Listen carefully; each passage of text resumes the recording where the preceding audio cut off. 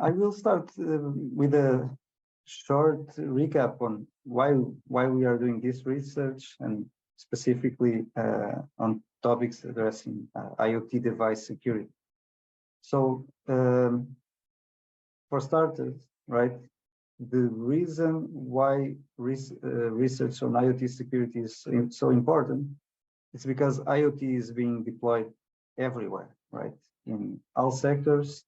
The digitalization has only increased with and after the pandemic, so it becomes a critical part of our lives. So affecting and being present in critical infrastructures, personal services, enterprises, industries, so on. On the other hand, there is a great attack surface involved with IoT.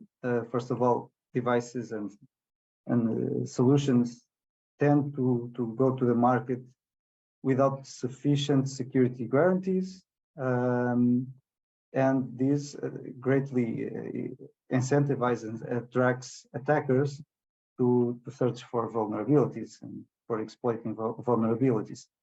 And as I mentioned, given the IoT is being deployed in critical services, the value of the exploitations is sometimes also very high, affecting supply chains and so on. So, and looking at very recent numbers collected by a well-known security company, we see that on average, the number of attacks per week has tripled in just 2 years. So the numbers were already non-negligible back then, but we see that just looking at the first months of 2023, the numbers have tripled compared to 2021. So I would like to just go through some of the main typical attacks in IoT, right? So, for instance, privilege escalation, sometimes used by attackers for injecting commands and doing more than they should using a device. Eavesdropping, by listening to what is going on in terms of communication between the devices. Node injection, by placing a malicious node between trusted nodes and doing malicious interactions with them. Distributed denial of services. This is, well, we have seen both as Mirai and other well-known attacks, which basically consist of botnets, huge botnets involving a high number of distributed devices, attacking either a centralized point or a service as a whole. And well, just to finalize, also we have man-in-the-middle attacks, which are in the end somehow similar with malicious node injection, but sometimes they can be used differently. And to finalize, brute force password attacks, when, well, this is typically explored in case the passwords that a specific service or device provider use are well known, and the end users don't take sufficient care to update them and, well, make them less predictable, basically. And finally, firmware hijacking. So, and what are some of the recommendations or best practices? So I will not go into detail here as I did with the previous information. So some recommendations that sometimes are forgotten include using unique encryption, unique credentials between a specific device, different types of devices and users, data encryption, especially for secure or sensitive contents or data, and associated to that, securing the associated private keys, either via secure storage make them inaccessible to those users which shouldn't be using the keys.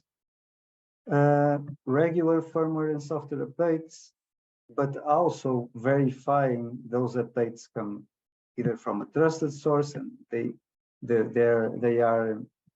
have not been tampered with, so they can be trusted. This can be done via verification or attestation processes. And also the lifecycle management of keys, certificates, and the involved root of trust, respectively associated with a given service.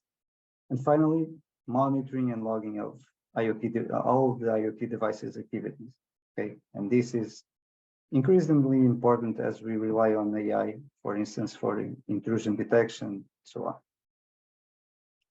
So, looking at ARCADIAN-IoT project in a quick overview, what ARCADIAN-IoT intends to do is to bring a novel framework which is able to holistically address several relevant aspects associated to cybersecurity of IoT ecosystem. So, in a nutshell, the main objective is to provide a decentralized framework which is able to address both trust, security, and privacy management of IoT systems, enabling also recovery capabilities, and particularly important as well with user controllable privacy.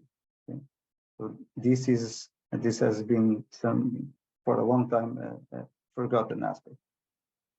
So the project is addressing and is being validated over 3 different sectors. One using drones for personal surveillance, the second smart grids, and the third on medical IoT. So the project has started in May 2021 and will end in April 2024.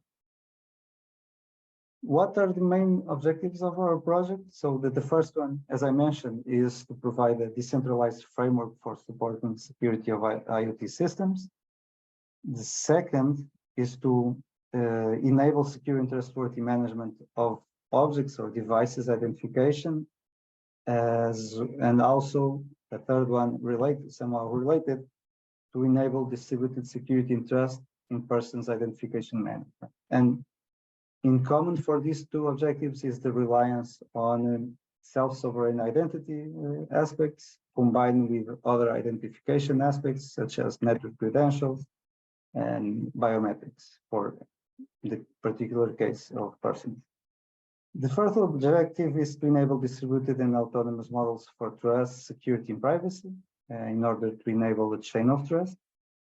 The fifth is to enable hardened encryption, again, particularly for sensitive and confidential data with recovery capability. So when I mentioned sensitive and confidential data, this can be either facial images, this can be also the encrypting some of the security communication messages, such as attestation and others.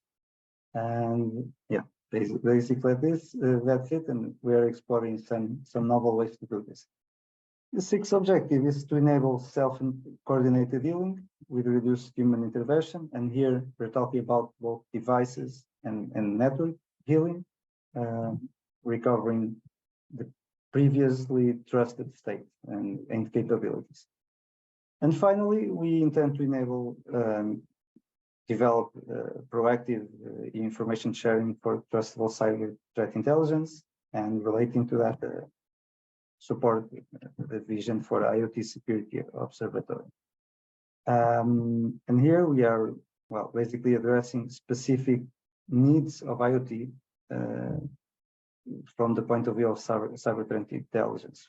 So for instance, taking into account the constraints associated with the devices.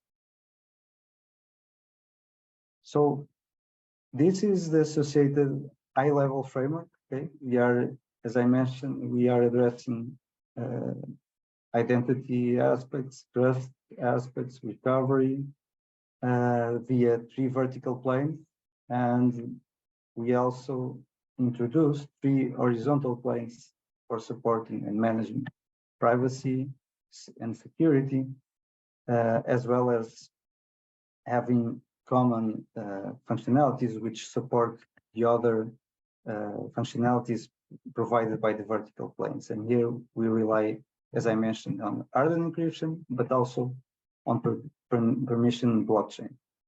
Also, this ends up supporting, for instance, self-sovereign identity mechanisms. So, having a look at our webinar series. So today's session, as you all are aware, is addressing aspects for securing IoT devices. And as I went through also some of the best practices, and now we will go into emerging technologies, which we are exploring in ARCADIAN-IoT project. The next sessions are planned to take place in September, October, and November, addressing other main areas such as privacy and data protection, trust and trustworthiness in IoT ecosystems, and finally, IoT security challenges and solutions in specific industry sectors.